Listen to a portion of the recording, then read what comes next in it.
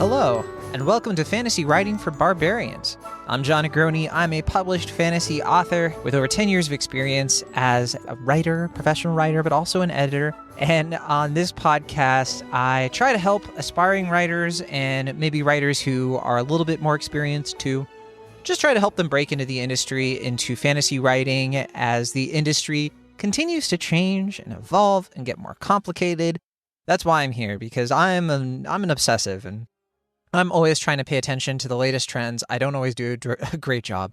But yeah, in the last 10 years, I gotta say, I have spent all this time studying and trying to dissect what really sells in the marketplace and how that can overlap with differing people's creative potential. Everybody has like their thing. Everybody has something about their writing style, their voice that helps them stand out, right? And so finding a way to bridge that gap between here's what's unique about me and here's what's actually going to get a book out into the wild, that's the magic trick. That's really the secret sauce to all this stuff, and why it can be so difficult for people who have all this amazing imagination and they don't know what to do with it. And so hopefully this podcast is just one of many resources you can find to kind of maybe spark something, get you writing, get you working on something that is going to go that distance, that is going to find its way into readers' hands, and so that you can translate your creative vision in a way that really takes off with people. That's my hope. That's why I do this. And I'm so excited that we're continuing into the new year with some new topics, hopefully. I don't know what we're going to be talking about today, as usual. If you have read the title of this podcast episode, you know more than me right now, because as usual, once I hit record, that's when I open up the prompts that our producer, Natalia Emmons, has sent me. She's curated them, of course, and I always go with the top one. It's been a while since we had to do a different one than the first one Natalia recommended, but yeah. So I'm totally unprepared, but that's how I like doing it. I like engaging off the cuff and not knowing what we're in for. I think it does kind of help me. I think just not overthink this stuff, and I don't love doing scripted podcasts anyway. So I enjoy the kind of the feel that's like, oh yeah, it's a little bit more if you asked me this question out in the wild and I didn't have prep time, here's how it would actually go realistically. So that's how we're doing it. All right, folks, let's get into our prompt today. So Natalia has sent me this, and as usual, I'm going to react to it off the cuff, maybe read a couple comments, depends on if it has comments, and then we'll turn it over to our fact checker, our producer, Bridget Surdock, and see if there's anything else that I might have missed or had said incorrectly. So, all right, I'm opening up the prompt right now. This is in our Fantasy Writers subreddit on reddit.com, and this is coming to us from Alien Teddy Bear. All right, Alien Teddy Bear, I like that. No numbers in their username, so easy to remember. All right, so they write, how to deal with such a massive word count. Oh boy, we're finally doing a word count episode. I have been waiting so long. I love word count topics. This is a fun one. Because fantasy, when it comes to word count in fantasy, I mean, that's a tricky one. That's one that I've definitely seen a lot of folks are curious about. One of the number one things when I've helped people edit their books and package their books, boy, the word count is usually a very tumultuous issue. For me too, I'm dealing with this right now. I had a novel that I just finished up. I got it to 100,000 words, and which was great. I was like, oh, perfect, And then I went through it again and I did my edits, and then it was all the way up to 107,000 words. And I was like, oh, but I want it to be 105. 105 would be really nice. So anyway, here we go. So here's what they're asking about more specifically. All right. Alien Teddy Bear writes, hi, so I've just started writing my high fantasy. Okay, high fantasy. I'm glad we're going with that genre, because that's a tricky one. I've written other books to try and get my foot in the door. A fantasy middle grade, 74,000, and an apocalypse fantasy at 109,000. I got pretty far in a penguin competition for the latter, but got told the word count was too long. Interesting, that 109,000 is not too long for an apocalypse fantasy, unless it was middle grade as well. So that's not super clear to me. If it's apocalypse fantasy and it's adult at 109,000, that is not too long, but I'll keep going. Got told the word count was too long. I'm now trying to query the former. So they're trying to query the middle grade. 74,000 is too long for a middle grade. I'll say that on the outset, but we'll keep going. The only other book idea I have now that I'm passionate about is my high fantasy. So I've started writing that. However, I've worked out that when it's eventually finished, it's going to be something on a Game of Thrones / Stormlight Archive level. So around 250,000 to 300,000 words. I have bad news. That's not going to fly, but we'll keep going. And it's the first in an epic series. So frankly, I'm sort of screwed because even though I'm super confident in my writing, that's great. From what I know, that's an impossible book to debut with. Okay, so they are aware of this, so that makes my job easier. So basically, my only way in is to get my middle grade published and establish myself as an author. But I'm already seeing that 74,000 is considered too long for middle grade now. Yeah, sorry to say. I know the book's good, but if I can't even get a 74,000 word book published, what can I do? There's always this advice when a query is unsuccessful to just write a new book and try again. But this advice currently doesn't work for me because the other book I'm planning to write will be even longer. I abandoned my Apocalypse book because the editor told me to take the word count down from 109,000 to 60,000, which was frankly just a way to say write a whole new book. Yeah, that's terrible. Who told you that? Your editor, I disagree with them strongly. And yeah, that is basically writing a new book. Are there any writers in a similar situation of mine? Should I just say to hell with it and keep writing my high fantasy anyway? Or should I try something else? Thanks for any help. Well, I'll start by saying, it sounds like you do want to be traditionally published. So that makes it easier for me. I have a good sense then of what you probably need to do. And it's tough. And they asked this very specifically, like, are there any writers in a similar situation of mine? Yes. You are not alone. This is a very common issue. I've dealt with this issue. Now, I will say I've never written anything that's close to 250,000 words, to be sure. But let's take this piece by piece. And, I'm going to assume that the Apocalypse fantasy that they're talking about is not also middle grade. They do say fantasy middle grade 74,000 and Apocalypse fantasy. I'm guessing that is a bit more adult. Now, for an editor to tell you that 60,000 words is what you want, that's ridiculous. That's absolutely ridiculous. I'm sorry. No. Okay, so let's go through word count here. I want to set the stage here. For middle grade, yes, you have been told correctly that 74,000, it's just a bit too long. And I would tell you that with middle grade in the fantasy science fiction realm, you can get away with 60,000 words. That's about your cap. If you are at 74,000 words, I promise you can bring that 74,000 word middle grade down to 60. You can. You absolutely can do it. That said, it sounds to me like you do want to do your high fantasy. That's where your passion is right now. And if that is the case, then I would say that publishing a middle grade to start with does not necessarily set you up for success with getting away with publishing a 250,000 word novel. I think no matter what, that's always going to be an issue unless you suddenly become an author on the scale of Brandon Sanderson or Joe Abercrombie or George R.R. Martin. It's just not something like even R.F. Kuang. She debuted with 3 fantasy novels. I think the first one was 160,000 words. And that's almost 100,000 words less than what you're talking about here. And that's R.F. Kuang's debut, right? So, and I would say she was lucky because 160,000 words is also kind of a non-starter. I think she just wrote a very strong debut novel back in 2018, The Poppy War. And, she hit it off with, fun story about that. We almost had the same literary agent, myself and R.F. Kuang. I won't say who that is, but they almost repped one of my books. But yeah, I'd say that's an exception kind of situation. But let me keep going with it because I would say that if you feel like your middle grade is strong and you do want to publish it, that's totally fine, I think, but you would have to put a lot of time and effort into it. Because it's not easy cutting 14,000 words, but you can do it. There are little things you can do, especially with middle grade. You can go through it. You can work with an editor to get it down to 60. I would say that if you're saying your Apocalypse fantasy, somebody's telling you to bring it down to 60,000, that tells me they either think it's middle grade and they're correct, which that would make more sense to me if that's what they're saying. Because 109,000 would be way, way, way too long for middle grade. It would even be too long for young adult. So if you're writing a young adult fantasy, you're looking more at about 80,000 to 100,000 words, something like that. And that's like on the high end, and I think 100,000, that's kind of pushing it. I'd say that the sweet spot for YA, it's usually, 80 to 90,000. You're going to have an easier time with a debut.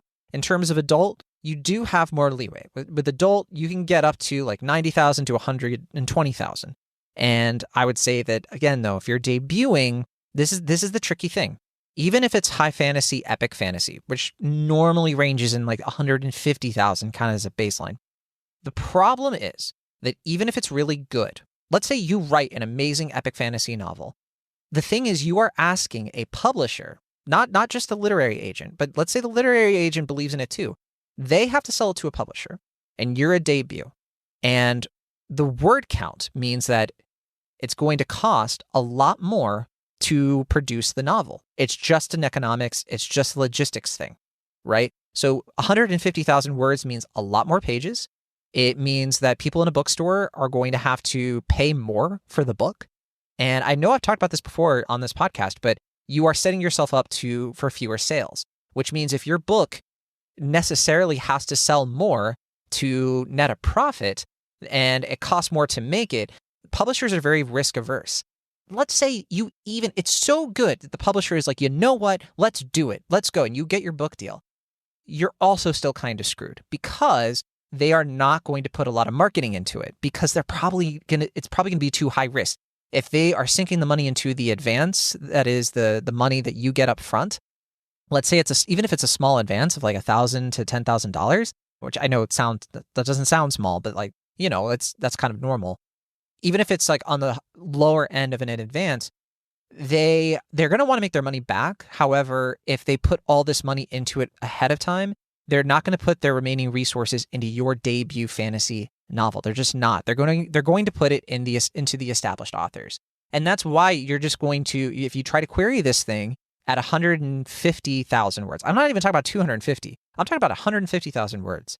If you try to query it, you're going to get rejection after rejection because agents might find it kind of interesting. They might find it, but they're going to see the word count and a lot of them are going to auto reject. They just are.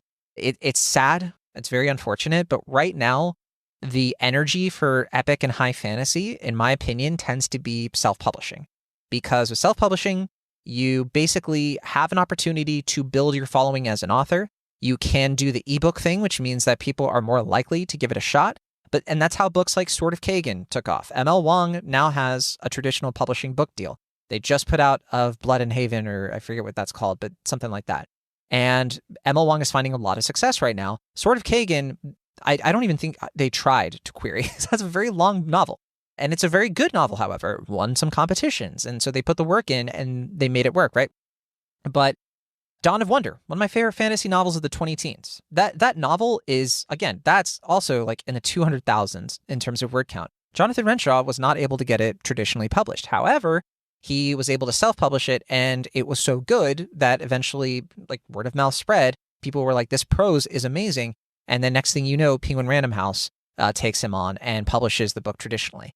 So we tend to see more success. Like if you are trying to basically circumvent the trends, which I'm always a fan of.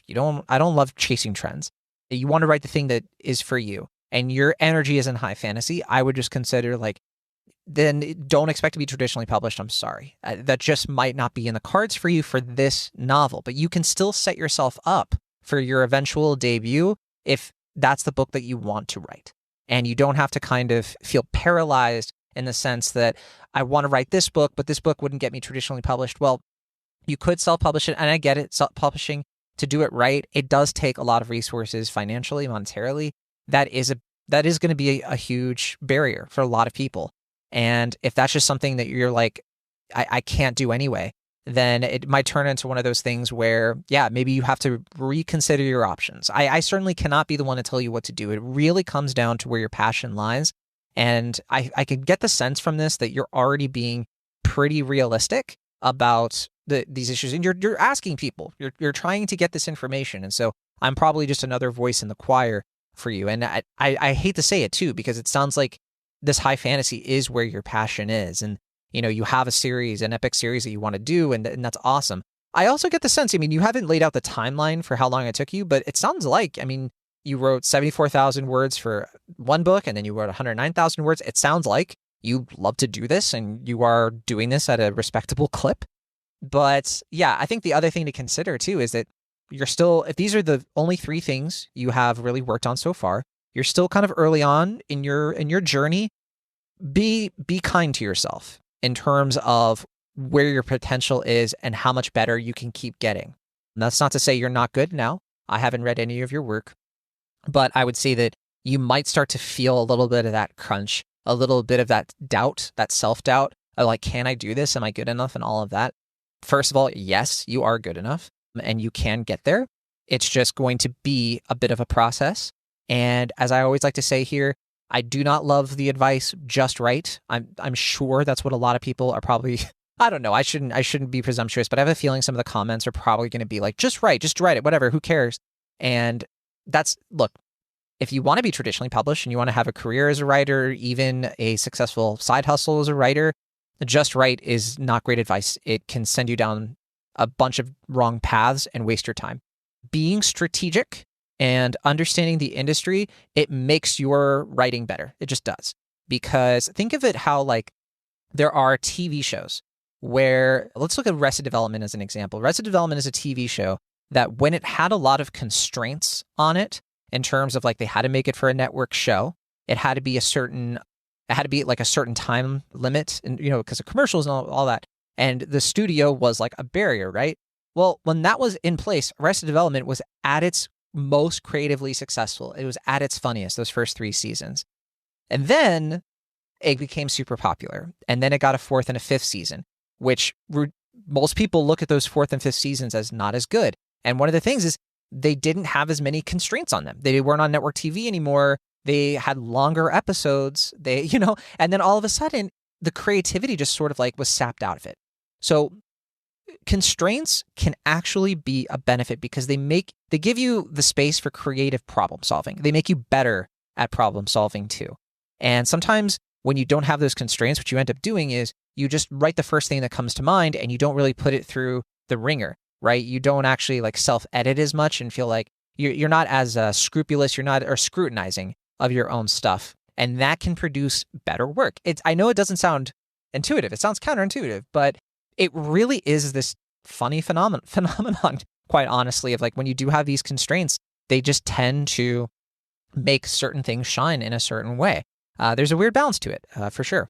So let me make sure I address everything in here before I look at the word count, the comments. And yeah, I'm seeing here, you're passionate about this high fantasy. I'd say that there can be a way, honestly, if it's the first of an epic series. Well, who's to say that it can't be shorter, right? I think an epic fantasy, I think you could get it down to 120,000, in my opinion. And if you're not sure how to do that, then I would be happy to, because, Natalia always sends these out to the original posters and all.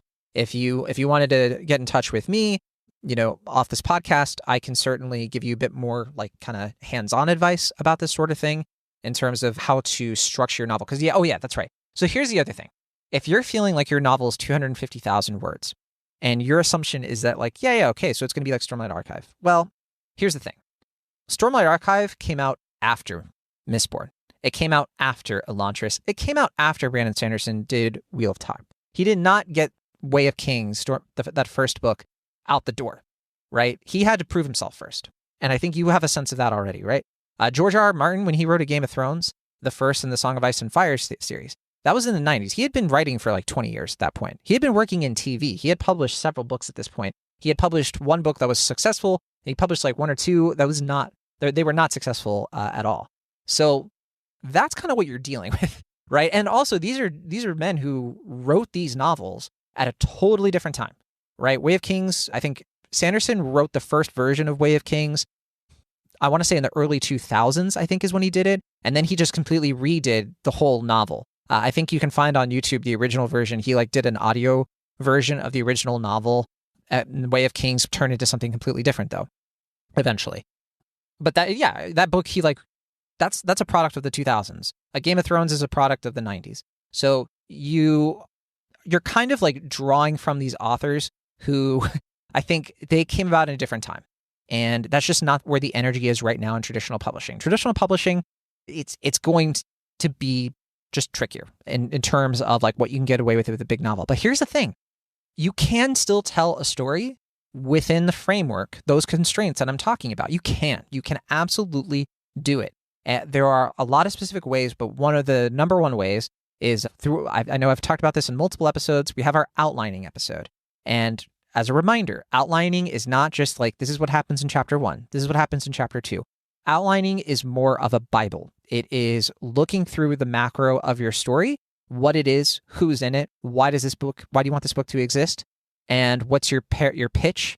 How would you query this novel? It's all the stuff you do ahead of time. What's the 6-act structure? What's the driving beat of this novel? And then you turn that into something where you can literally break it down by percentages of like, here's where I want my plot to go, and here's how I want things to go. And then you can start discovery writing. You can start creating everything more organically with a blueprint in mind that you can always deviate from if you feel like is necessary.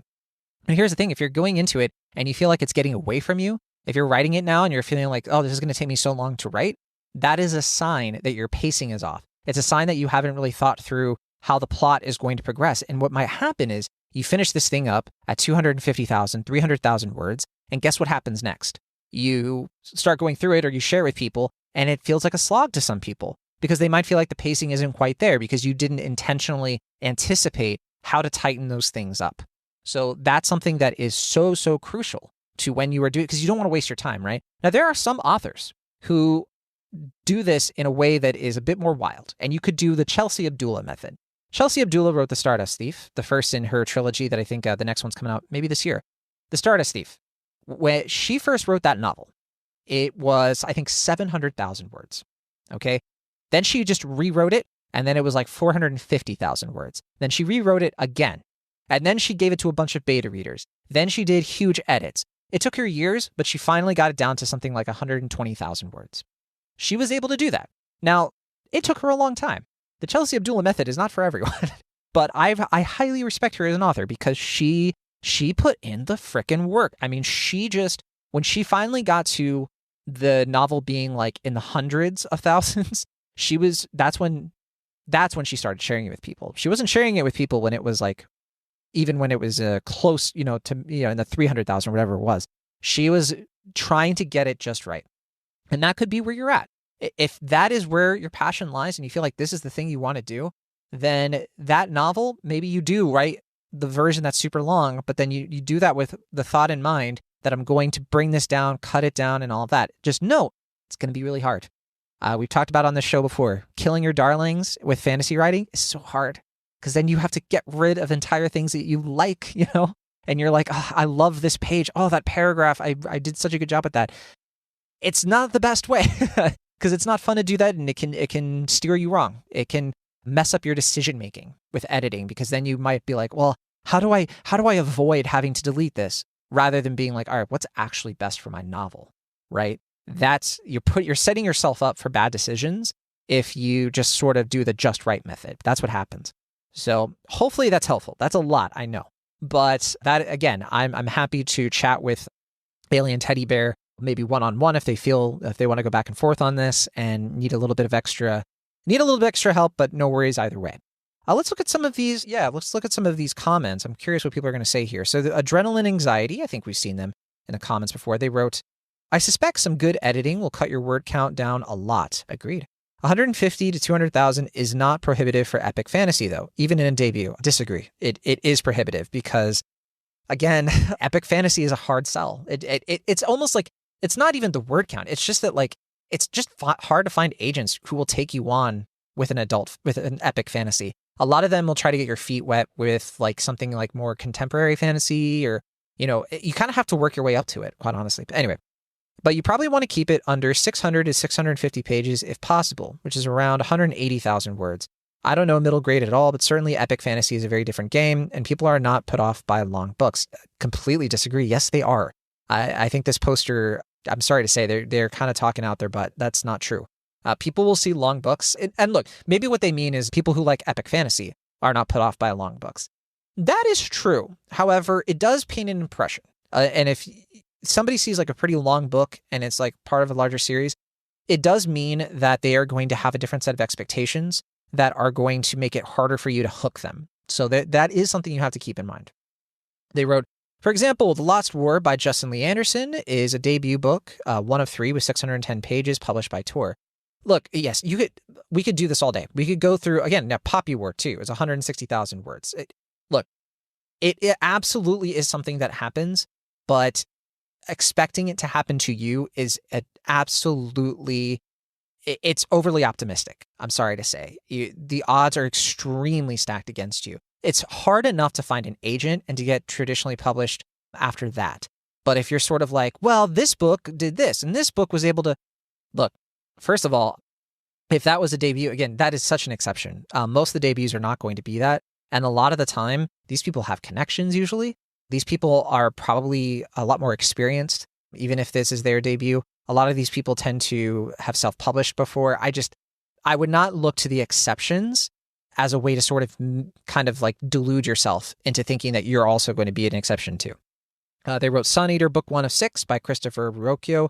Is 625 pages, originally self-pubbed, but picked up by Galans once it got popular. Yeah, which that was kind of what I was saying before about like Ren Shaw and ML Wong. That is a perfectly viable option these days as well, agreed. If you can find a publisher that fits you, you can self-pub and republish with the TradPub if it gets popular, or use your self-published books to build up a social media and website following, which you can then use to leverage with TradPubs in the future. Agreed. I know there are some people who say that this isn't very viable, that agents will look at that and kind of, be put off by it.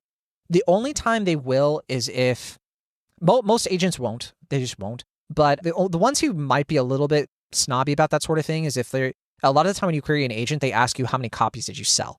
And if it's like less than 100, for example, they might be like, oh gosh, like this person, wasn't even able to sell 100 copies. Like if just your friends and family, you should be able to do more than that. I feel like though a lot of agents, they understand that like, all right, we're authors. We're not always the best business people. So I think most agents, like the positives of it outweigh the negatives in the sense of like, okay, they're very driven, they really believe in their work, and they're good at the hustle. They have experience too. Maybe this book failed in self-pub, but that's okay because they probably learned a lot from that sort of thing. Well, I think a lot of agents tend to be in that vein. Anyway, so they went on, but you can do some market research by looking up lists of debut fantasies from the last 10 years. I would not do that. 10 years ago means nothing. 10 years ago, 3 years ago almost means nothing. And if you look at like the debut fantasies just from the last year or two, it's going to trail kind of like where things are headed. I'm just saying, yeah, I would not even look at 4 years in terms of, what's going to be relevant to you. Look at their page count, look at their publisher. This gives you an idea of what's realistic. Or if you, it's not going to give you an idea what's realistic. Or if you have a specific publisher in mind, you can go to their catalog and research their books that way. I feel like you can do that, but I don't think that's going to do much for you, honestly. You're not going to glean much. That sounds like a lot of tedious research that's just going to keep telling you the same thing. Why did you abandon your apocalypse fantasy instead of self-publishing? Also, 60,000 for a post-apoc fantasy is insanely low, unless that one is also middle grade. Yes, agreed. Let's see. Alien Teddy Bear did reply to this. They said, I abandoned my apocalypse fantasy because even though I love it and the writing clearly won over the competition judges, it's just kind of a weird story. It's between middle grade and YA. Okay. They did not specify that. And is based off a dream I had, so the plot gets real wacky. The Penguin editor advised me to split it into 2 books, 1 adult and 1 middle grade. What? 1 adult and 1 middle grade? That doesn't make any sense. The latter being only 60,000 words. And also he wanted me to change it from a dark political story to a story about the power of family, which, this editor sounds like a headache. I don't particularly want to change it, but I also agree with them that because of its undefined target audience and length, it's a hard sell. I'm sort of hoping that if I get another more typical, easier sell book like my fantasy middle grade debuted, I could go back to the apocalypse one. Just a reminder though that, you could. The thing is, if you try to sell the middle grade one, then the marketplace sees you as a middle grade author, and it's hard to like jump categories, age categories, especially like middle grade to adult epic. I mean, that is a huge leap. And a lot of the credibility you might get from that, it's not going to get you much because maybe you had success with the middle grade. That would be amazing. That doesn't mean you're going to have success with an adult epic. You kind of have to, these things take time, I think, to build the right audience, because then your audience is going to be like middle grade folks. It's not going to be people who buy adult books. So that's the issue. Okay, let's keep going. All right, so Man Better wrote, my advice is to view your first several completed books as good training.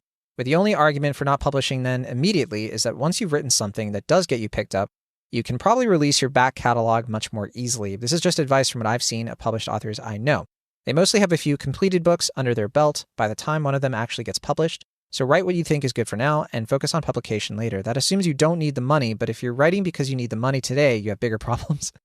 I think that this is fair advice. I think that, a lot of authors have done this. I think Sanderson has kind of done this. He helped finish Wheel of Time. He wrote Elantris. He wrote the Mistborn series. And then that's when he was able to do Way of Kings, which he had been wanting to do for a long time. He did rewrite it, but still. And the thing to remember too is that your debut has to be really strong.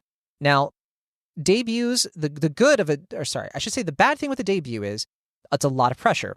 And it's kind of an all or nothing situation. If you debut and it doesn't go well, that's an issue. So like sometimes it's a good thing if you are not able to publish your debut because it might not be a strong enough book and it could mess you up later. Because what will happen is you try to publish the debut, maybe it works out and you do it, but then agents look at you and they're like, all right, well, like, how do I can't position you as a debut. And that's a marketing tactic to be like, here's this new author, the next best thing. You know what I mean? So it's like, you kind of, this is something that Kate Browning taught me that I didn't even know. Like, I didn't really have a good sense for, where she was like, you need to be careful with your debut.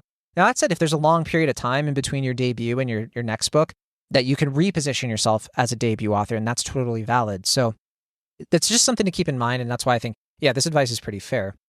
PM us your duck pics. That's funny. I've seen an editor cut 40,000 words from a 180,000 manuscript. Aside from that, cut the boom I. I'm not sure what they're saying. Half at a logical point and at a middle resolution. They're writing. If they're also a writer, they need to work on it. I think 109,000 is way too long for middle grade, but 109,000 is toward the shorter end for epic fantasy. Unless you are really good, you'll need to be pretty successful before you can get a publisher to take a 200,000 manuscript off you. So maybe break those up into shorter books. I don't love it when people give that advice of like, oh yeah, you wrote 250, just split it, That's also a tough sell. A lot of agents, they want your first book to be a standalone with serious potential. Because here's the thing. Let's say you do that. You have a 250,000, let's say it's 300,000 for sake of, even split. So you write a 300,000 page novel, right? It has a beginning, it has a middle, has an end, right? That's great. Split it into two. Here's what happens. The first book, it ends up like not being a very satisfying ending. Right? It doesn't have, it's probably not going to have a good climax. It's probably going to end somewhere in the second act if you're, structuring it correctly. And then the problem is that let's say people do read the book. They're not going to tell other people to read the book. Word of mouth is the most powerful weapon you have as a fantasy author. And you could split the book up into two, but are people going to have a great emotional experience with your novel so much that they're going to share it with others? Probably not, because they're probably going to be like, it just ends. It feels like I paid this money for this book. I read 150,000 words and I didn't get a satisfying ending. And that means they're not going to recommend it to other people. The second book will never see the light of day. And agents will see that coming. They're going to know that that's the case. They're going to feel like, maybe the beginning is fine. And then they're like, oh yeah, you can send me the full manuscript. And then they're going to be like, yeah, this isn't a novel. This is like a part one and I can't sell this to a publisher. Sorry, bye. Like that's what's going to happen. So yes, I do not like that advice to break it up into shorter books. My thinking too is that like if you could do that and you had a sense that like you could do that in a satisfying way, you probably would have thought of that already, quite honestly. Lassue24 writes, sorry, I'm confused about the book the editor wants you to cut down. I thought the Apocalypse one. Oh yeah, so we already addressed this. So yeah. And although Alien Teddy Bear does right here was a children's editor from Penguin. No wonder they were giving you weird advice. All right. So, I see another person like being like, oh, chop the story into halves. And oh gosh. Alien Teddy Bear wrote that this is good advice. It is not good advice. It just isn't. If you're planning it out, hopefully they're going to listen to this because I think that it's a trap. It could work out if they're planning it a certain way, but you would have to restructure the book. Basically, you'd have to make it so that first book it has to have its own 6-act structure. You cannot just like cut it off in the middle and make it like a duology. It's just not going to work that way. Okay, so I think that should be enough there. I mean, there's plenty more comments. Fortunately, I didn't see the just right advice come up. Thank goodness. We made it through, people. We got through a comment section without just right. I'm going to turn it over to Bridget Surdock just to see if I got anything wrong there, if I said anything egregious, or if anything that needs extra clarification. But I really, really hope that my advice was helpful here. This was a tough one because a word count is such a pesky beast. I know I brought up that mine, I just wrote a novel. It's 105,000 words. Folks, let me give you a sense of how hard it is out there. Editors will look at my novel, which is, it's adult fantasy. It's not, it's epic in a sense, but it's not like, it's not Game of Thrones epic. And so it's a bit more kind of like historical kind of fantasy, that kind of thing, but it's comedy, action, adventure. And I'm struggling to find an agent at 105,000 words. I'm an author with a proven track record with sales, right? I have like a lot of experience, and I think the book is very solid. So I think it's more than solid. Otherwise, I wouldn't query it. I'm struggling to find an agent who is willing to take it on, because what I hear all the time, of course, is that it's not about the writing necessarily. It's not about the premise and all that. A lot of the time, it's just, what can I actually sell? Can I actually get this thing to a publisher? And a lot of the time what I hear is like, I have a client, or I know somebody who has a book that might be just a little bit too similar to yours in terms of how it would be marketed. And then that creates an issue, right? So you're going to run into these issues with trad publishing. It's very disconcerting. It's very discouraging too. But just know that you're up against it. Be realistic about the hurdles that are in your way, and then just do your best to still do your best. That's all you can really do. As long as you just go into it with the right attitude, and you are, as what I'm sensing from Alien Teddy Bear, again, love that username. I think that they are properly investigating and being properly curious about what they best can do to plan this out, game this out, do this in a way that's successful.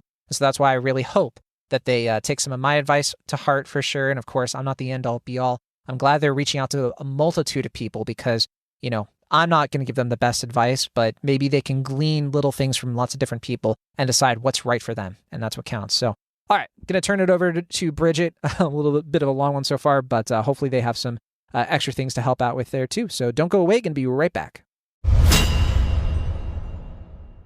And we're back. All right, we got some notes here from producer Bridget on our word count topic. Let's see what they have to say. So Bridget said, I love how you went a little over on time on the word count episode. Yes, it's very poetic. It is very characteristic of me in particular, going way over the assignment. Yeah, it's very relatable. Word counts are hard to get right, That's how you all know that I'm one of you. I'm not some kind of person who doesn't, suffer from the same problems.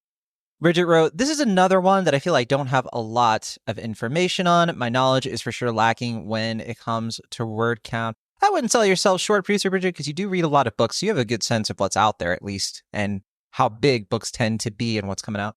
But anyway, Bridget wrote, I do like how you said the thing about putting restrictions on your writing, especially with word count. It'll make for a better, cleaner narrative if you find the exact right ways to parse down the word count to be marketable/palatable.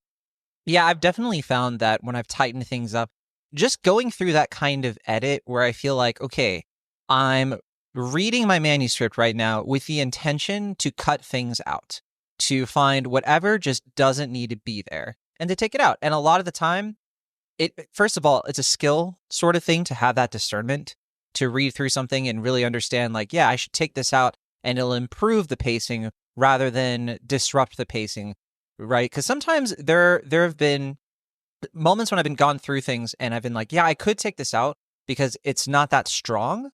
But if I take it out, I probably do need to put something else in, or I need to pad things out, because then otherwise things are starting to rush a little bit. So having that discernment, it takes a lot of experience. It takes a lot of, experience, not just writing, but also reading lots of books, having a good sense of how to do this more intuitively, and of course, relying on editors to fill in the gaps where appropriate. So yeah, that's definitely something you can get better at though over time. But yeah, like I was saying, going through that kind of edit where it's very intentional about, yeah, you know what? I can cut this down a bit. This doesn't need to be as long. I was just sharing notes with Kate Browning, who was on this show, and Kate was kind of giving me some advice where she had taken a look at something for me and was saying, yeah, I feel like this section, the dialogue, try cutting out a bit from the dialogue a little bit more and tighten up the pacing. And she was totally right. I found a few great areas where I could do that I hadn't considered before. And I know we just did a dialogue episode too, where I literally said, gave that advice. So yeah, it's one of those things, where you can give advice, but you don't always follow it. And it's always good to get those reminders. Bridget wrote, everyone and everything needs boundaries, or else they'll begin to struggle. Kids need boundaries as they grow up, even if when they push them. Yeah, I think that boundaries and constraints and limitations, there's a good metaphor for it that I'm failing, but there's just something kind of counterintuitively liberating about being in a situation where you don't have the paralysis of choice, right? So like when you go into the supermarket and you have like 10 different brands of pasta sauce, that could be very annoying, versus when you go into Trader Joe's and it's like 2 brands of pasta sauce, and that like choice is narrowed down. It's a lot more efficient, right? And it leads to a better experience. The same kind of thing can happen with your creativity, to where if you are just kind of sitting there and like everything is an option, it's the same reason why outlining is helpful, because you start to put some constraints on yourself and you start to be like, I have this in mind, and you can deviate it. But if you do, it's going to be a very specific choice. It's not going to be a whim, essentially. So yeah, putting constraints on yourself, it's kind of it's a similar thing, honestly, as to like when you are in a situation where you're like, yeah, I have to write a novel that fits within the rubric of 100,000 words, 110,000 words, whatever it is. Bridget wrote, nature needs predators and prey, or else ecosystems will fall out of order. See, there's a good metaphor. Bridget was on top of it. Looking at you, Yellowstone. The reintroduction of wolves changed the river itself. I never saw the show Yellowstone. I know people love it. It'll also force you into being more creative and having more efficient and concise writing. Yeah, totally agree. Bridget wrote, I would like to add for the original poster to not just take the advice of one editor too much to heart. That was one person with obviously some wild ideas. Totally. I think like second opinions, I mean, that's what they're doing with the post, right? I think that they understand that, yeah, it's okay to reach out and get second opinions. And it's tough because, they were dealing with an editor at Penguin. And so that's a person with a lot of knowledge and authority. And, it can be very tempting to just kind of take their word as gospel. But absolutely, I've talked about on this very show when I've gotten feedback from beta readers, people who really know their stuff, and I've had to disagree with them politely about what I should do with a piece of work, because I felt like, changing this or changing that wasn't exactly the right choice, even though they gave that advice for whatever reason, right? So yes, totally agree on that. And Bridget wrote, obviously they're not, since they're asking other people for their opinions. Oh yeah, okay. So, but also check in with other editors, see what they have to say. Bridget wrote, this can be said for a lot of prompts we've looked at thus far, but there are general rules in place around publishing and writing in general for a reason. Sure, there are exceptions to every rule, but don't assume that you're going to be the exception. There might be examples of debut fantasy novels with 200,000 words or middle grade novels with 100,000. That doesn't mean that you can do that, especially if you haven't published anything before. So yeah, I totally agree. Again, I just had a long talk with Kate, and we were talking about my query package for my new novel, and I was kind of talking word count with her, and I was kind of like going into that conversation being like, oh, check it out. I got my novel to 105,000 words, and she was kind of bursting my bubble a little bit. She was like, it'd be better if it was 100,000. I was like, oh, dang it. Yeah, I guess so. But, and she like straight up was like, do not try whatever you can to keep it at 105 or shorter. Because, if folks who've listened to the show a lot, Kate knows her stuff. She knows the industry better than most people I know. And, she was saying like very, very explicitly, like it is getting harder and harder to debut with novels that are, at a certain word count. And even me with, publishing under my belt and books under my belt, like, yeah, it's an uphill battle. So you want to, as I've said many times, you want to mitigate your barriers. You want to make it as easy as possible for people to say yes to you.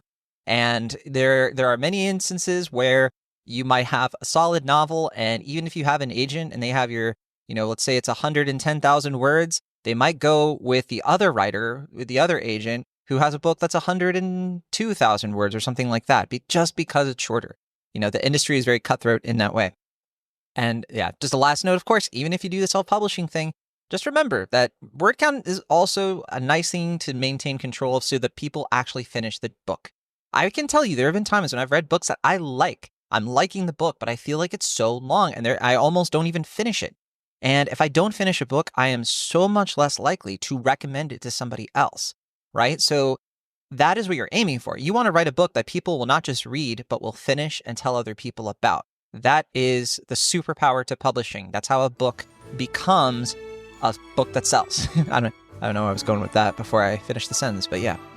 So yeah, that was it from Bridget here. And Bridget, you know a lot about this stuff. They were selling themselves short a bit, but of course we always appreciate Bridget's insights and making sure I didn't make any fact mistakes, as they lies, as I think they're also called, false claims.